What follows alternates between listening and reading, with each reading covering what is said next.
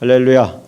오늘도 우리 주님의 은혜와 사랑이 여러분과 함께 하시기를 예수님의 이름으로 축원합니다.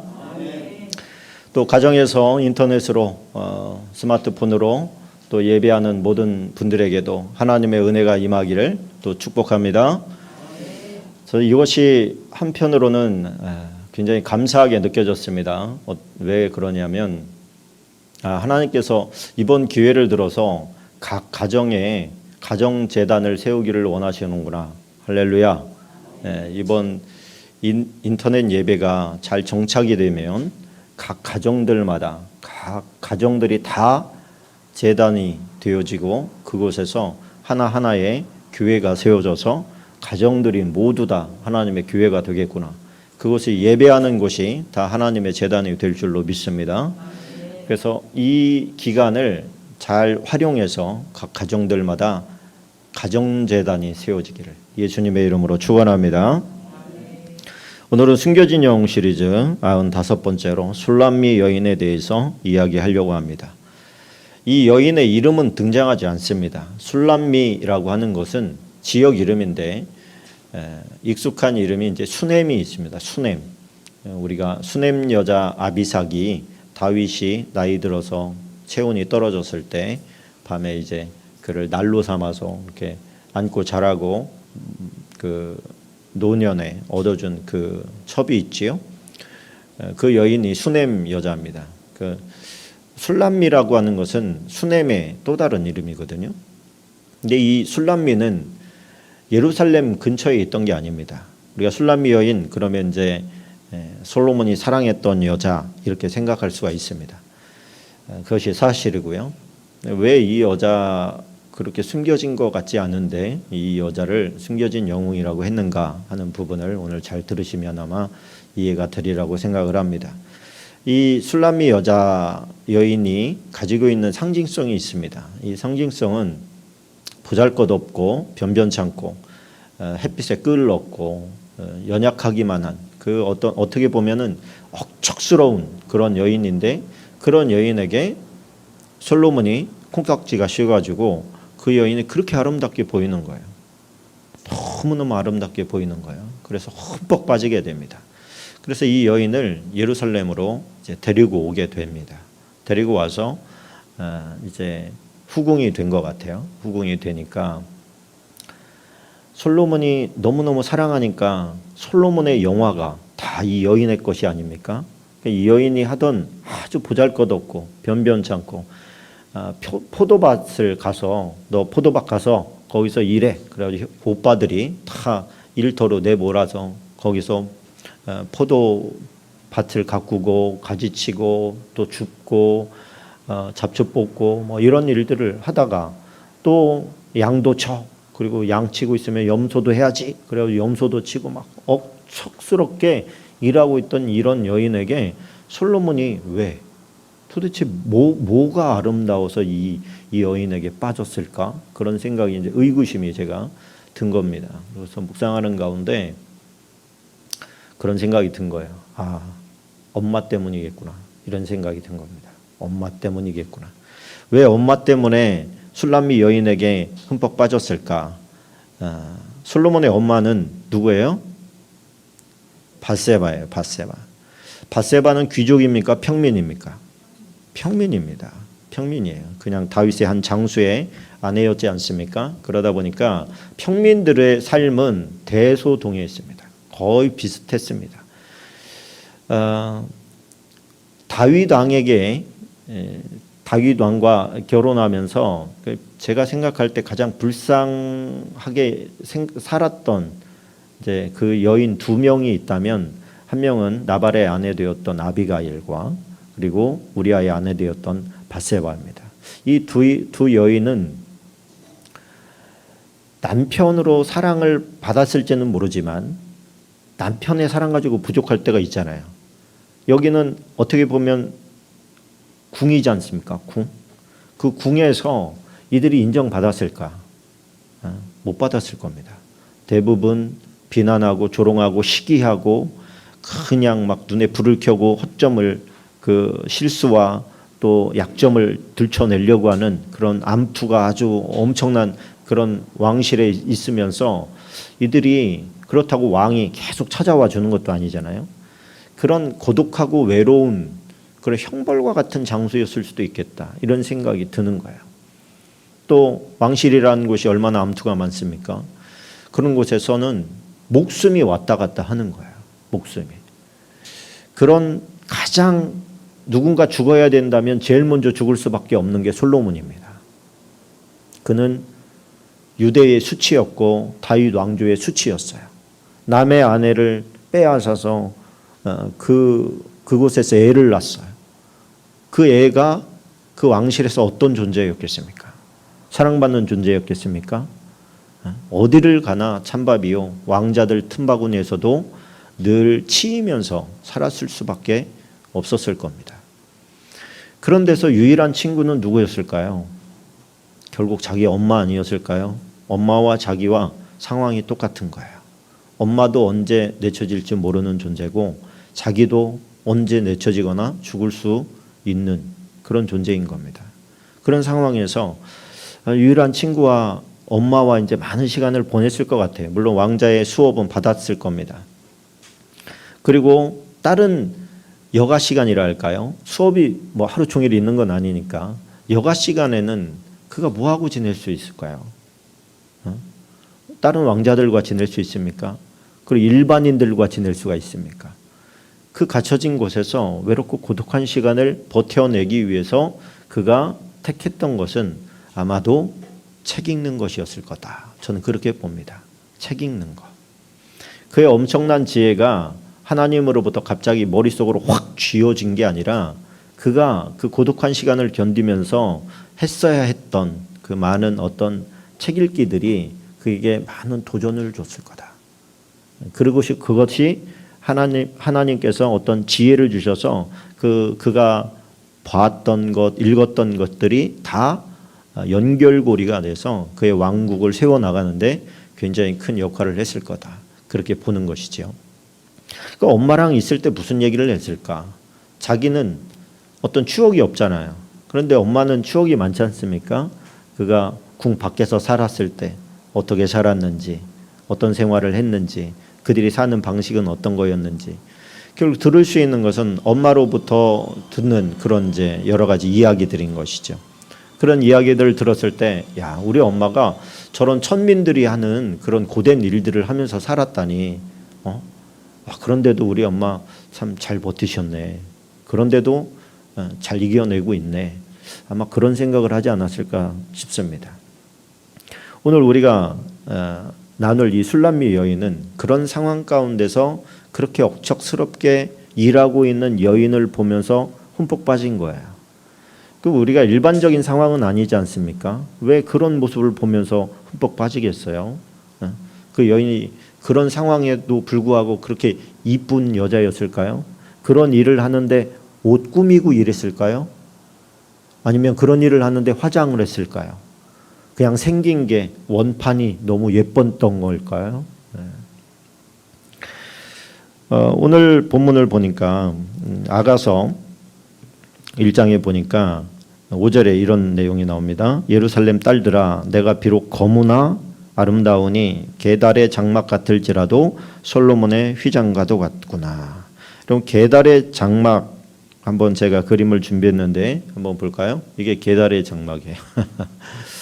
게달, 우리 게달이 뭐냐면 해달이에요. 해달. 보노 있죠? 이렇게 물 위에 떠서 이렇게 막 조개 깨먹는 애. 걔가 해달인데 그 해달 가죽이 저렇게 생긴 거예요.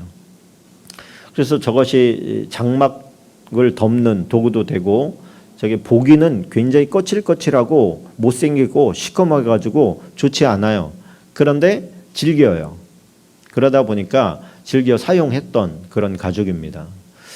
저 가죽이 비록 뭐라 그래요? 게달의 장막 같을지라도 이렇게 얘기하니까 그의 피부나 손이나 얼굴이나 이런 것들이 이제 많이 햇빛에 그을러서 들고 일어났다는 얘기입니다.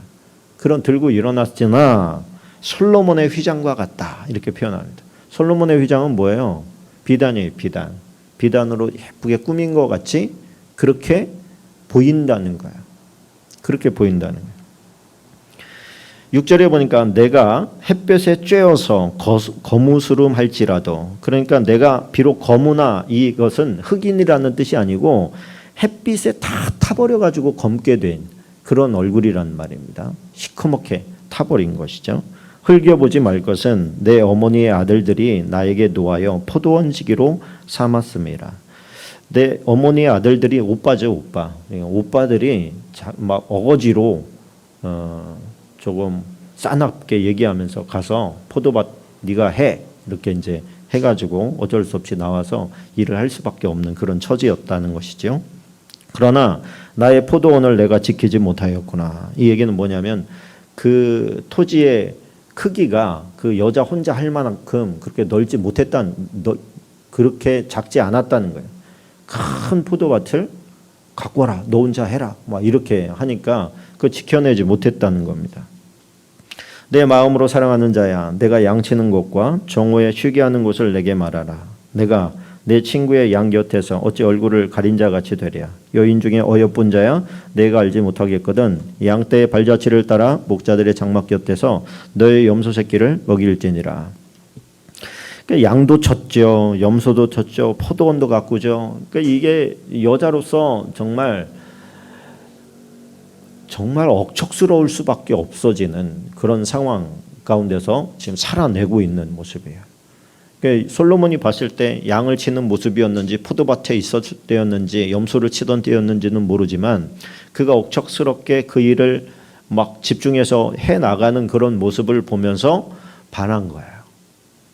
그러니까 이 보통은 왜 거기까지 갔을까? 이 나사렛, 예루살렘에서 나사렛 동네에 나사렛 동네부터 한 5시 방향에 약간 뭐 한 20km 정도 내려오면 있는 동네가 수넴인데, 술람인데 거기까지 뭐하러 갔을까? 이렇게 생각했을 때 많은 사람들이 이제 나라를 돌아보기 위해서 갔든지 아니면 사냥을 나갔을 것이다, 이렇게 보는 거예요. 그리고 이 여인을 발견하고 거기서 며칠을 묵습니다. 묵으면서 이 여인을 계속 따라다니는 거예요. 따라다니면서 이 여인이 어디 있나 물어보면서 다니는 거예요. 그게 왕의 신분을 밝히고 다녔을 가능성이 크지요. 그러면서 쫓아다니는데 왕이 쫓아다니는 여자가 너무 별 볼 일 없는 거예요. 이해가 안 되는 거죠. 왜 저 여자한테 반해가지고 콩깍지가 씌워가지고 저렇게 왕이 주책 없이 저렇게 돌아다니나. 사는 사람들은 이해도 안 되고, 왕이 이제 오빠들이 볼 때는 야, 이거 내 동생 이거 유린당하는 거 아니야? 뭐 이런 생각도 하게 되고, 뭐 복잡한 생각들이 오빠들에게는 많이 들었었습니다. 그러나 결국에 솔로몬이 내 동생을, 그러니까 오빠들이 볼 때죠, 진짜 사랑하는구나, 정말 사랑하는구나. 그리고서 이 여인을 결국에는 예루살렘으로 데리고 옵니다. 데리고 와서 이제 후궁이 되는 그런 상황이 벌어지는데, 그런 상황을 보면서 이제 아까 말씀드렸던 그렇게 반할 수 있었던 것은 엄마의 모습이 투영될 것이다, 이렇게밖에 해석이 안 되는 거죠. 왜 그러냐면 정말 예뻤을 수도 있지만 그가 묘사한 것을 봤을 때는 왕실에 있는 솔로몬의 여인들이 얼마나 많습니까? 안 이쁘겠어요? 다? 얼마나 많습니까? 솔로몬의 여인들이 얼마나 되는지 한번 볼까요? 열왕기상 11장 3절 같이 한번 읽어봅니다. 시작. 왕은 후궁이 700명이요 첩이 300명이라 그의 여인들이 왕의 마음을 돌아서게 하였더라. 몇 명이에요 총? 1000명이에요. 1000명. 1000명. 그런데 후궁이라고 해서 후궁. 아가서 6장 8절을 보면 뭐라고 되어 있는지 봅시다. 왕비가 60이요 후궁이 80명이요. 자, 시녀가 무수하되. 자, 여기에서 보면 왕비는 열왕기상에서는 빼놓은 거예요. 그런데 술람미 여인을 만났을 때가 왕비가 60명이고 후궁이 80명일 때예요. 그러니까 총각 때 만난 게 아니란 얘기예요. 이미 왕비가 60명인데 지금 위에가 후궁과 1000명이면 왕비까지 합치면 훨씬 많았다는 얘기 아닙니까? 그런데 이렇게 많은 사람들 중에 술람미 여인 같은 사람이 없었겠느냐는 거예요.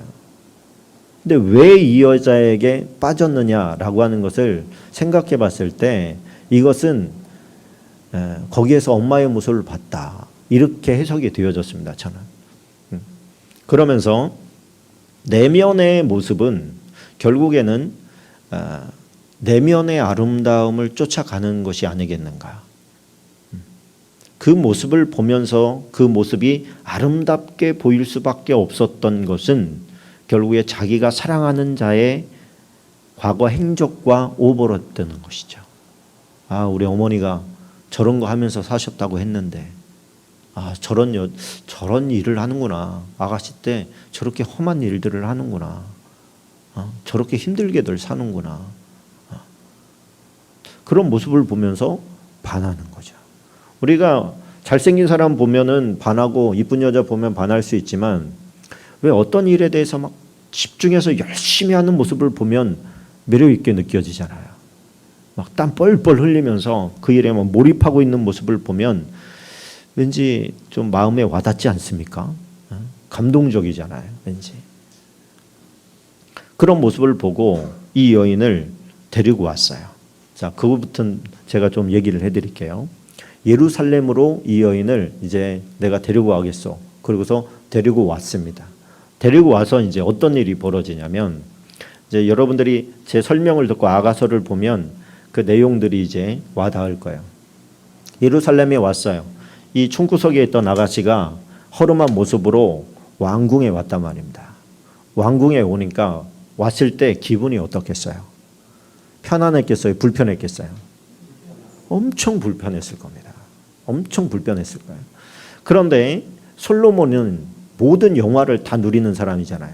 그런데 그 솔로몬이 지금 최초로 아주 천한 일 하는 여자에게 마음이 빼앗긴 거예요. 그런데 이 여인은 어때요? 지금 모든 걸 다 봤을 때 완전히 촌딱이죠. 그러니까 솔로몬은 어떻게 해주고 싶겠어요? 최대한 잘해주고 싶지 않겠어요? 모든 걸 동원해서 이 여인을 최대한 아름답게 꾸며라.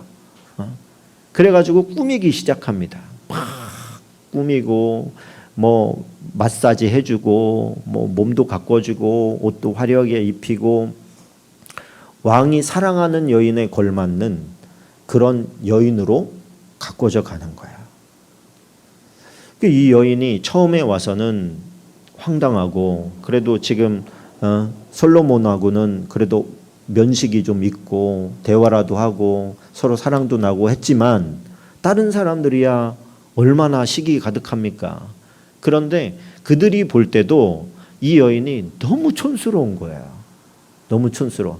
그러니까 너무 촌스러우니까 이게 비슷한데 나보다 조금 더 나은 사람한테 시기심이 나는 거지. 너무 밑인 거예요. 사람들이 볼 때는. 이 궁에 있는 여자들이 볼 때는. 그러니까 시기가 안 나. 그리고서 어떤 마음이 드냐면 이 여인을 꾸며주고 싶은 마음이 드는 거야. 솔로몬이 사랑하는데 이 여자를 사랑하기 때문에 이 사람이 시기심이 나야지 그게 정상인데 어차피 다 사랑을 받지 못하고 살아요. 왜 그러냐면 여러분 솔로몬은 사랑해서 결혼한 여자가 없어요. 솔로몬의 결혼관은 뭐냐면 철저하게 정략적입니다. 솔로몬은 전쟁했던 사람입니까? 여러분 솔로몬의 뜻이 뭐예요?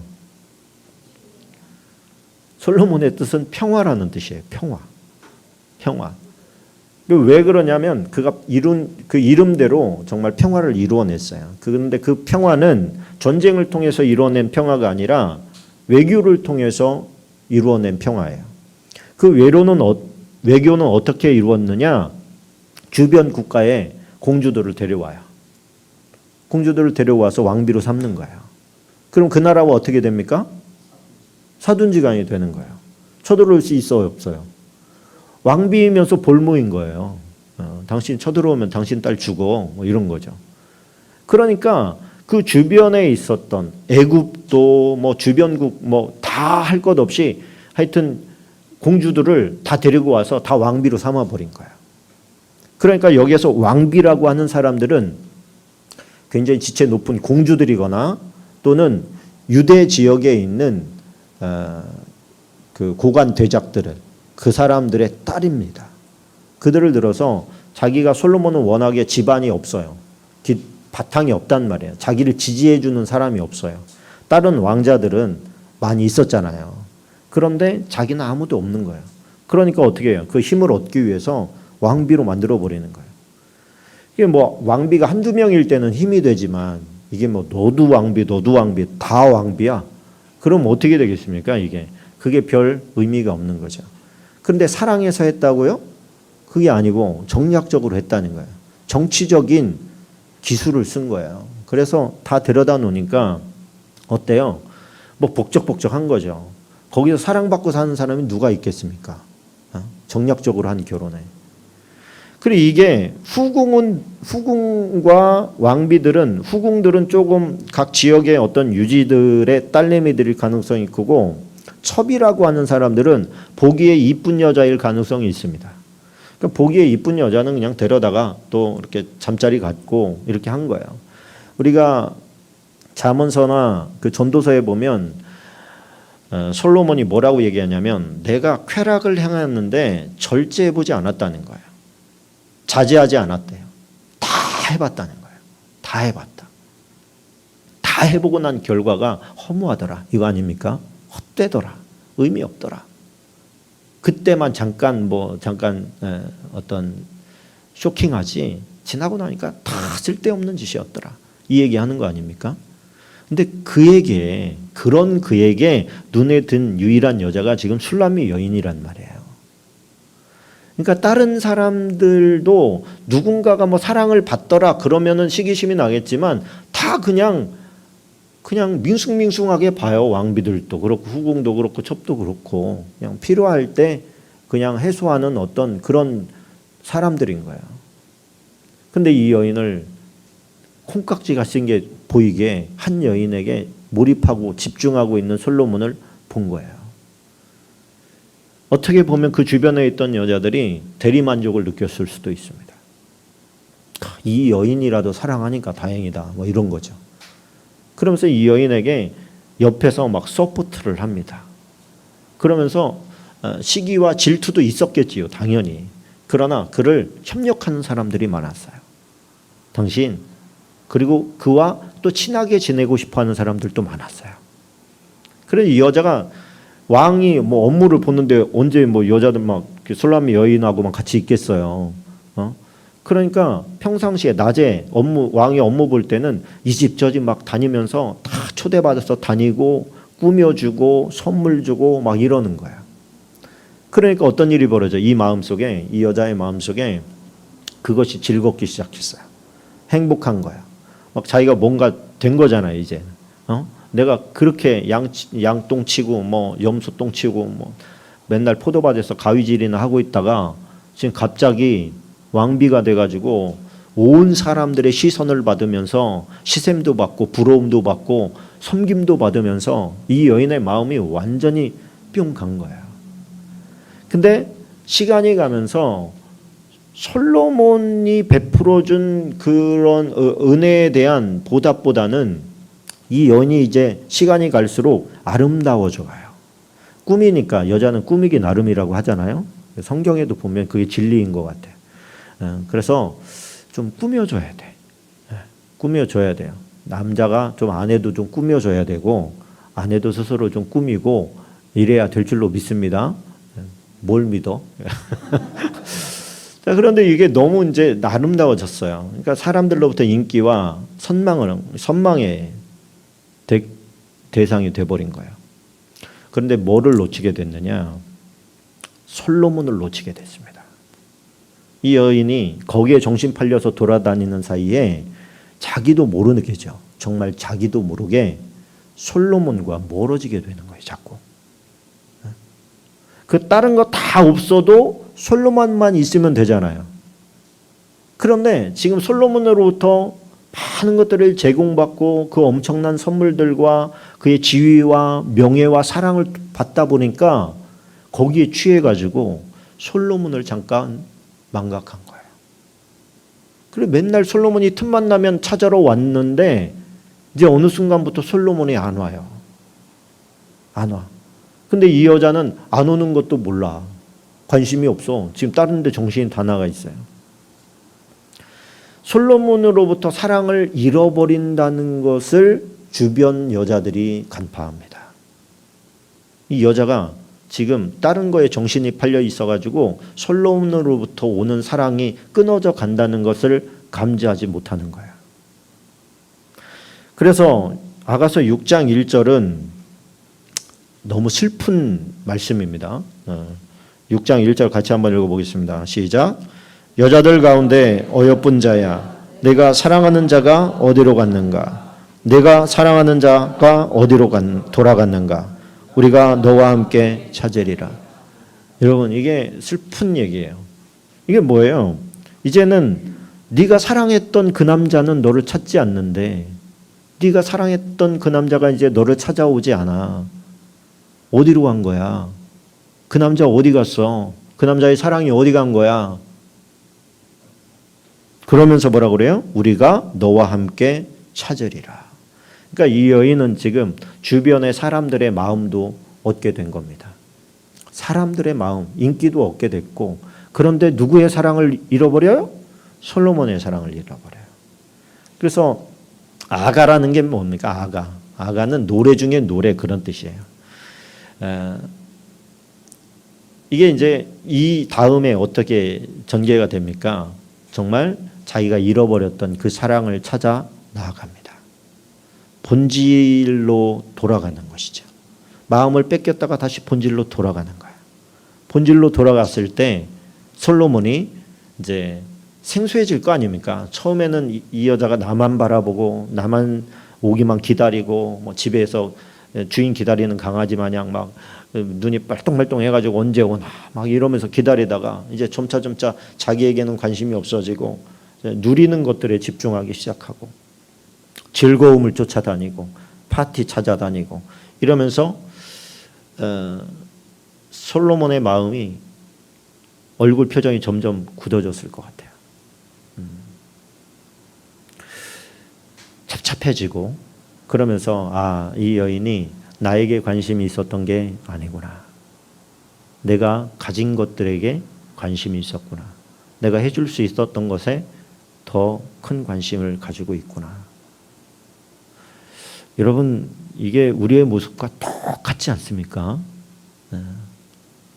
여러분, 하나님이 더 좋아요? 하나님이 주시는 게 더 좋아요? 말을 못하겠죠? 여러분, 우리는 대부분 하나님이 좋고 예수님이 좋아야 돼요. 그냥 그 자체가 좋아야 되는데, 그분이 뭔가를 해주는 게 더 좋은 것 같은 거죠. 안 해주면 서운한 거예요. 왜 이렇게 변질됐을까요, 지금 우리가? 마음이 멀어졌기 때문에 그렇습니다. 왜 마음이 멀어져요? 다른 데 눈이 돌아갔기 때문에 그렇습니다. 그냥 솔로몬이 목적이고 목표였는데, 그거에서 이제는 그가 누리는 것들로 바뀐 거예요, 주인공이. 그게 더 좋아 보이는 것이죠. 그 순수함, 그 깨끗함이 오염돼 버렸어요. 변질돼 버린 거예요. 이 은혜가 뭡니까? 은혜가 그거를 깨달았다는 게 은혜예요. 여러분, 하나님께서 네 첫사랑을 회복해라. 첫사랑을 회복해라. 이게 뭐예요? 주님을 사랑하는 마음을 회복하라는 거예요. 우리가 지금 주님을 우리의 머릿속에서 내가 제일 사랑하는 거, 그러면은 주님이 딱 떠오르면 그 뭐 괜찮지요. 그런데 딱 떠오른 게 사업장, 뭐 돈, 아니면 무슨 다른 거, 이런 것들이 떠오른다면 지금 술람미 여인처럼 정신 잃고 있는 거예요. 그런데 그게 참 오묘해서 미세해서 언제부터 그렇게 됐는지를 모르는 거예요, 이게. 여러분, 신앙인들이, 크리스천들이 이 본질로부터 언제 멀어졌는지 알면 금방 알지 않겠습니까? 그래서 계시록에 뭐라 그래요? 너는 사랑이 언제 없어졌는지를 생각하라. 그리고 첫사랑을 회복하라. 언제부터 떨어졌는지를 생각해. 언제부터 네 믿음이, 너의 그 주님에 대한 사랑이 식었는지 생각해. 그리고 회복해. 그렇지 않으면 너 버릴 거야.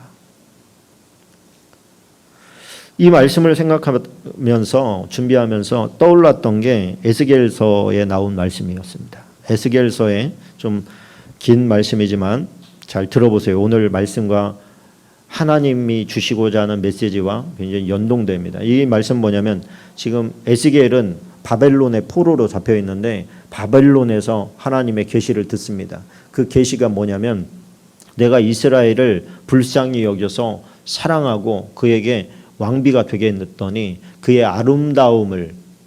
자기의 아름다움을 취해서 그 아름다움으로 하나님의 그 왕비에 걸맞는 삶을 산 게 아니라 음행하는데 온 정신이 팔려가지고 이 남자 저 남자를 다 취하는 그 모습을 봤다. 돌이키지 아니함으로 내가 그를 멸하기로 작정했다. 이런 메시지예요. 하나님의 은혜가 어떻게 표현되는지 에스겔서 16장 2절부터 제가 읽어드리겠습니다. 인자야 예루살렘으로 그 가증한 일을 알게 하여 이르기를 주 여호와께서 예루살렘에 관하여 이같이 말씀하시되 내 근본과 난 땅은 가나안이요 내 아버지는 아모리 사람이요 내 어머니는 헷사람이라. 내가 난 것을 말하건대 여기서 가나안 사람 아모리 헷사람 이 얘기는 뭐냐면 궁유를 받지 못하고 멸망되어야 마땅한 존재라는 거예요. 그들을 다 멸하라고 하나님께서 하시잖아요. 그런데 그런 곳에서 네가 났어 이렇게 말하는 거죠. 지금 내가 난 것을 말하건대 내가 날 때 내 배꼽줄을 자르지 아니하였고 너를 물로 씻어 정결하게 하지 아니하였고 내게 소금을 뿌리지 아니하였고 너를 강보로 싸지도 아니하였나니 아무도 너를 돌보아 이 중에 한 가지라도 내게 행하여 너를 불쌍히 여긴 자가 없었으므로 내가 나던 날에 내 몸이 천하게 여겨져 내가 들에 버려졌느니라. 우리 애를 낳으면은 씻기고 탯줄 자르고 강보로 이렇게 싸고 그러지 않습니까? 그냥 낳자마자 탯줄도 안 자르고 버렸다는 얘기예요. 내가 내 곁으로 지나갈 때 내가 피투성이가 되어 발짓하는 것을 보고 내게 이르기를 너는 피투성이라도 살아있으라. 다시 이르기를 너는 피투성이라도 살아있으라 하고 이게 뭐예요? 불쌍히 여겨준 거죠. 너무너무 가엾게 여겨준 거죠. 어떻게 너는 태어나자마자 가장 귀하고 이쁘고 사랑스러울 때 그냥 무참하게 버려졌니? 그러면서 너 지금 피투성이지만 살아라. 제발 살아라. 죽지 말아라. 이런 애달픈 마음으로 그 아기를 본 거예요. 내가 너를 들의 풀같이 많게 하였더니 내가 크게 자라고 심히 아름다우며 유방이 뚜렷하고 내 머리털이 자랐으나 내가 여전히 벌거벗은 알몸이더라. 내가 내 곁으로 지나며 보니 내 때가 사랑을 할 만한 때라. 내 옷으로 너를 덮어 벌거벗은 것을 가리고 내게 맹세하고 언약하여 너를 내게 속하게 하였느니라. 나 주 여호와의 말이니라. 이게 뭐예요? 하나님께서 지금 그의 모습을 봤더니 아직도 불쌍한 상황에 있어요. 살려주고 자라게는 했는데 그래서 이제는 사랑을 나눌 만한 처녀가 됐다는 얘기예요. 그래서 그에게 언약하고는 뭐예요? 내가 너를 너의 남편이 되고 싶다. 너는 나를 남편으로 내가 너의 남편이 되고 싶다. 너는 나를 남편으로 나는 너를 아내로 맡겠다. 서로 신의를 저버리지 말고 사랑하면서 살자. 이렇게 결혼을 했다는 겁니다. 아버지와 우리가 지금 예수님과 우리가 지금 결혼 관계잖아요. 신부란 말이에요. 신부. 그렇게 얘기를 했어요. 내가 물로 내 피를 씻어 없애고 내게 기름을 바르고 수놓은 옷을 입히고 물돼지 가죽신을 신기고 가는 배로 들어오고 모시로 덧입히고 폐물을 채우고 팔고리를 손목에 끼우고 목걸이를 목에 걸고 코고리를 코에 달고 귀고리를 귀에 달고 화려한 왕관을 머리에 씌웠나니 이와 같이 내가 금 은으로 장식하고 가는 배와 모시와 수놓은 것으로 입으며 또 고운 밀가루와 꿀과 기름을 먹음으로 극히 곱고 형통하여 왕후의 지위에 올랐느니라. 내 화려함으로 말미암아 내 명성이 이방인 중에 퍼졌음은 내가 내게 입힌 영화로 내 화려함이 온전함이라. 나 주 여호와의 말이니라. 여러분 그러니까 이것은 뭐예요? 그가 스스로 그렇게 된 게 아니라 그렇게 주어졌다는 거예요. 내가 너를 그렇게 만들었다는 거예요. 거기까지 있으면 얼마나 좋겠어요. 그 뒤에 구절을 보면 그러나 네가 네 화려함을 믿고 내 명성을 가지고 행음하되 지나가는 모든 자와 더불어 음란을 많이 행함으로 내 몸이 그들의 것이 되도다. 내가 내 의복을 가지고 너를 위하여 각색으로 산당을 꾸미고 거기에서 행음하였나니 이런 일은 전무후무하니라. 그래서 뒤로 쭉 가면 22절에 내가 어렸을 때 벌거벗은 몸이었으며 피투성이가 되어서 발짓 따던 것을 기억하지 아니하고 내가 모든 가증한 일과 음란을 행하였느니라. 이게 지금 시대를 살아가는 우리 크리스천들의 현주소일 수 있습니다. 하나님의 은혜를 받아서 우리가 구원받은 하나님의 자녀요 예수 그리스도의 신부로서 하나님께서 무슨 우리가 그런 자격이 있습니까? 그런 자격이 있는 사람이 누가 있어요? 다 벌거벗고 수치스럽고 다 지옥으로 떨어져 마땅한 우리를 갖다가 불쌍히 여겨서 우리를 위해서 죄값을 대신 치러주시고 우리를 건져서 그리스도의 신부가 되게 했으면 어떻게 해야 됩니까? 우리가 어떻게 해야 돼요? 요한복음 15장 16절을 같이 한번 읽어봅시다. 시작. 너희가 나를 택한 것이 아니요 내가 너희를 택하여 세웠나니 이는 너희로 가서 열매를 맺게 하고 또 너희 열매가 항상 있게 하여 내 이름으로 아버지께 무엇을 구하든지 다 받게 하려 함이라. 너희가 나를 택한 게 아니야. 내가 너희를 택했어. 그 목적이 뭐예요? 열매를 맺게 하고. 이 열매가 뭡니까? 선한 열매예요. 선한 열매. 하나님께서 오시는 성령의 열매들. 그런 것들이 어떻게 항상 있게 하려는 것은 뭐냐면 늘 계속되게 한다는 뜻이에요. 한순간에 열매 딱 맺고서 끝나는 게 아니라 계속 열매 맺어 나가는 삶. 그것이 어떻게? 하나님께 무엇을 구하든지 다 받을 수 있는 위치. 이게 뭐예요? 하나님과의 좋은 관계를 유지하면서 사는 거예요. 이 좋은 관계를 유지하는 비결이 뭐예요? 성령의 열매를 계속해서 맺어 나가는 거예요. 그런데 그거에 관심이 없어. 관심이 없고 내가 지금 화려하게 된 이것, 내게 있는 재력과 능력과 미모를 가지고 엉뚱한 데 가서 힘을 다 소진하고 있는 거예요.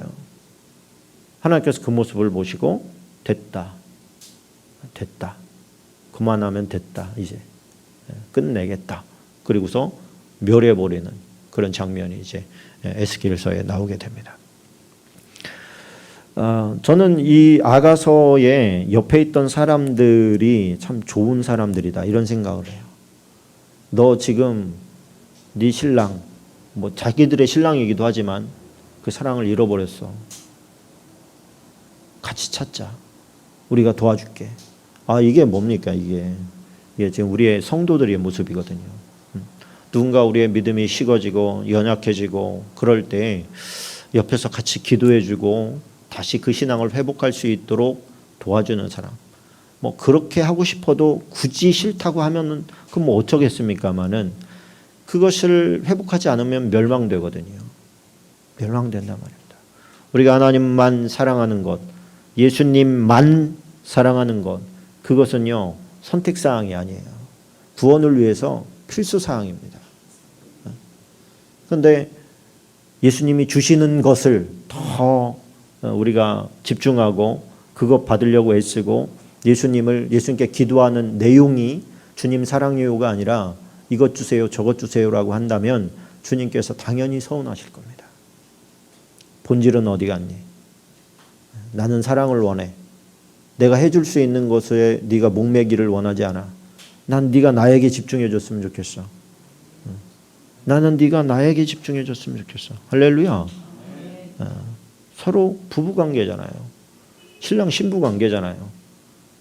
엉뚱한 것에 집중하고 배경에 집중하고 그가 가진 것에 집중하면 그게 무슨 신령한 사랑이고 아름다운 사랑이 되겠습니까? 추한 것이죠.